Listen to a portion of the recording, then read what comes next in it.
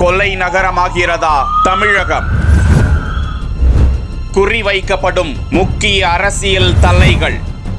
நெஞ்சை பதற வைக்கின்ற செயல். இந்த மக்கள் ஒரு அரசியல் தலைவருக்கு பாதுகாப்பு இல்லைன்னா இந்த சாதாரண மக்களுக்கு எப்படி பாதுகாப்பு இருக்கும்? இனி ஒரு படுகொலை இந்த தமிழ்நாட்டில் நடக்கக்கூடாது. அண்மையில் தொடங்கிய விஜயின் தமிழக வெற்றி கழகம் தொடங்கி அதிமுக, காங்கிரஸ், விசிக, தற்போது பகுஜன் சமாஜ், அடுத்தடுத்து 5 கொள்ளைகள்.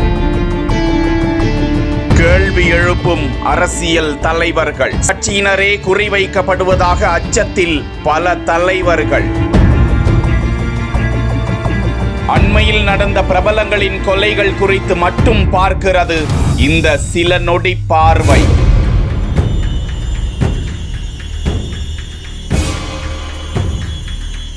தமிழகத்தில் பல்வேறு மாவட்டங்களில் அவ்வப்போது கொலை, கொள்ளை, வழிப்பறி, கள்ளச்சாராய, உயிர் பலி எண்ணிக்கை அதிகரித்தே வருவதாக தெரிகிறது.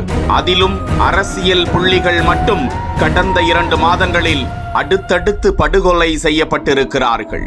கடந்த மே மாதம் 2ஆம் தேதி நெல்லை காங்கிரஸ் கட்சியின் மாவட்ட தலைவர் ஜெயக்குமார் காணாமல் போன நிலையில் மே 4ஆம் தேதி அவருக்கு சொந்தமான தோட்டத்தில் எரிக்கப்பட்ட நிலையில் கொலை சடலமாக கிடந்தார்.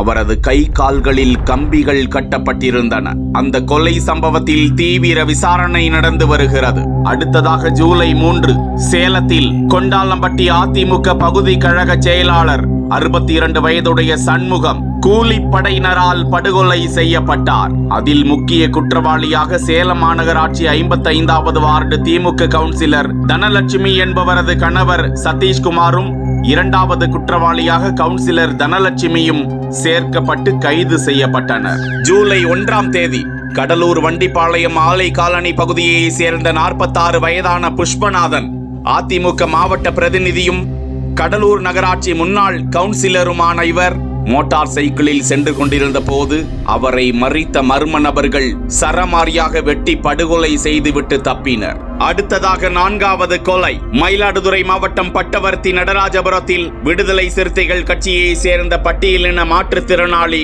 ராஜேஷ் என்பவர் படுகொலை செய்யப்பட்டார். அவரது கொலையை கண்டித்து பெரும் போராட்டமே நடந்தது. போலீசார் குவிக்கப்பட்டு தடியடி நடத்தப்பட்ட சம்பவமும் பெரும் பதற்றத்தை ஏற்படுத்திய நிலையில் இளைஞர் ராஜேஷ் கொலை வழக்கில் அந்த கொலை சம்பவம் ஒரு மனித உரிமை மீறல் என்றெல்லாம் அக்கட்சியினர் போராட்டத்தில் ஈடுபட்டு வருகின்றனர். இதற்கிடையே திருச்சி மாவட்டம் லால்குடியில் பிரபல ரவுடியும் தமிழக வெற்றி கழக பிரமுகருமான சரித்திர பதிவேடு குற்றவாளி என முத்திரை குத்தப்பட்ட நவீன்குமார் என்ற இளைஞர் கலைப்புலி ராஜா என்கிற சரித்திர பதிவேடு குற்றவாளியால் கொலைவெறி கும்பலோடு சேர்ந்து கொலை செய்யப்பட்டிருந்தார். இது தொடர்பாக கலைப்புலி ராஜாவை தேடி வந்த நிலையில் அவர் போலீசாரால் சுட்டு பிடிக்கப்பட்டிருக்கிறார்.